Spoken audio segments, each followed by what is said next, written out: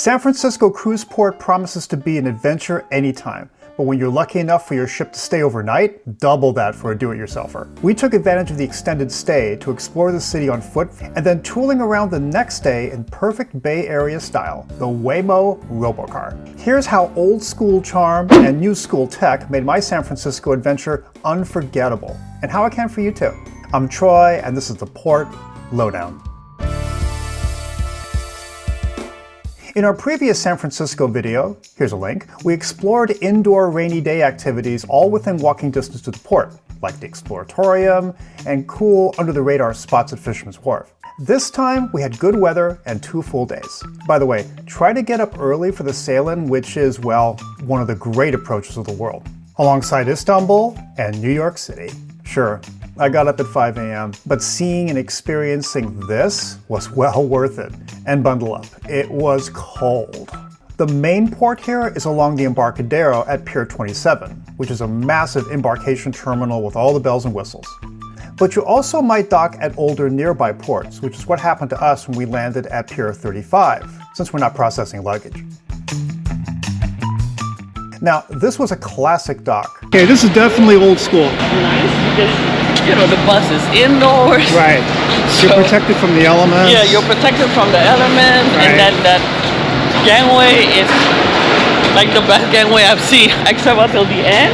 You could actually use a wheelchair or one of those electric scooters. Bathrooms are here, but otherwise it's no frills. At the front, you'll find taxi pickup points, of course, and lines for the ho-ho buses. Uber pickup from here was another matter. She's going to pick up the Uber over here by that building. Since the cop said it's better to do it here because this is all busy with taxi. So my wife got diverted to North Point Street, about a block away. Still, a cheaper option than taxis. A taxi from Pier 39 to Golden Gate Bridge Visitor Center, for example, will run about $35 to $40 as of 2025. They are, of course, regulated. See our link for more details. The F-Bus tram line also runs past here, as well as various bus stops as you approach Fisherman's Wharf. They just don't take credit card payments on board, yet. For public transport fares and payment methods, which include cable cars and buses, I'll leave links in the description, as well as info about the Muni mobile app.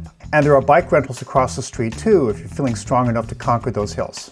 The main advantage here is being next door to the Alcatraz Island tour landing, which should be pre-booked ahead of time.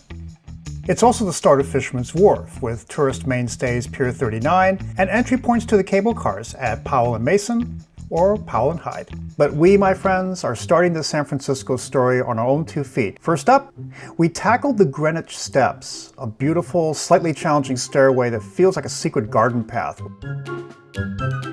Flowers,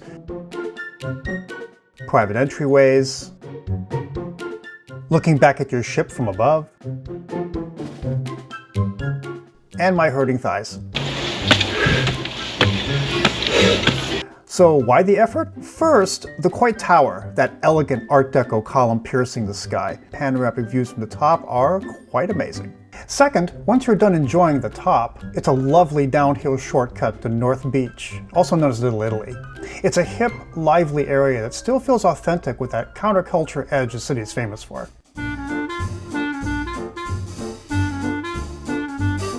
With that relaxed feel of an established community. Our first stop along the way was 101 Music, which we honestly came across by chance. This wasn't just a store, it's a treasure trove of vinyl and old school physical media. A great spot to soak in some local character and maybe find an obscure B-side you didn't know you needed. The old-style streets could have occupied us for hours, but we were focused on another institution, City Lights Booksellers and Publishers. This place is sacred ground for literature lovers. Founded by Lawrence Ferlinghetti, it was a hangout for Jack Kerouac and Allen Ginsberg, among others. Go in, wander among the creaky wooden floors, with the landmark upstairs poetry room, and breathe in some history.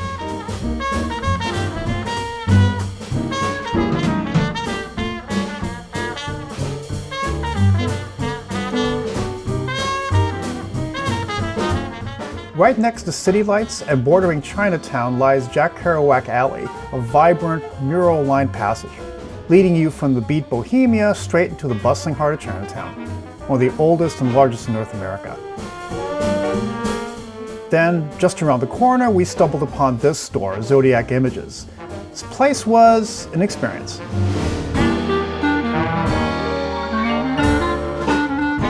And don't forget the 3D placemats out front.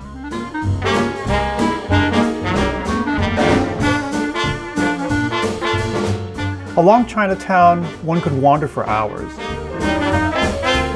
Still, one of the most essential spots here was open that day, Golden Gate Fortune Cookie Factory. This place is a tiny, delightful assault on the senses, and a community mainstay. Stand in line and quickly pick some cookies before paying at the front, where you can see the cookies being made by hand on these really cool machines.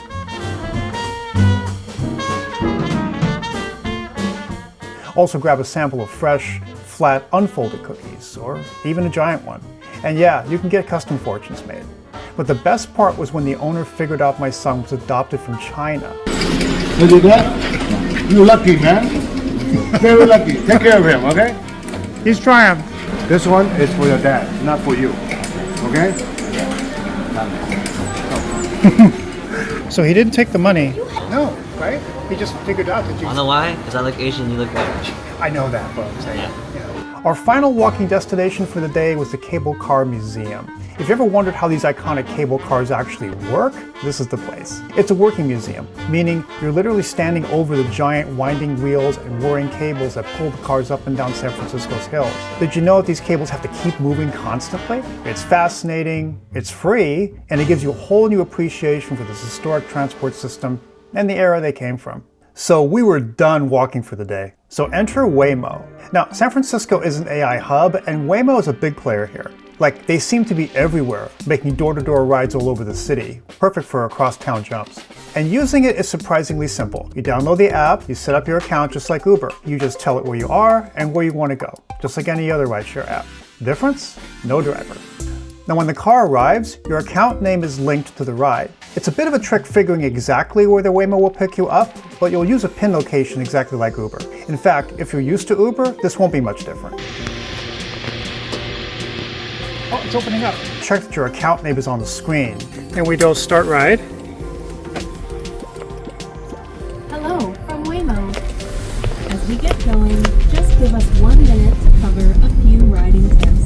The Waymo screen will go over some ground rules. Chief among them, don't touch the steering wheel. It's driving. Yeah, it's driving. I know. It is kind of strange. Is there a middle screen, like in the back? Yeah, so in the back there is a screen. Ask it to pull over, we can call support. We can change the music.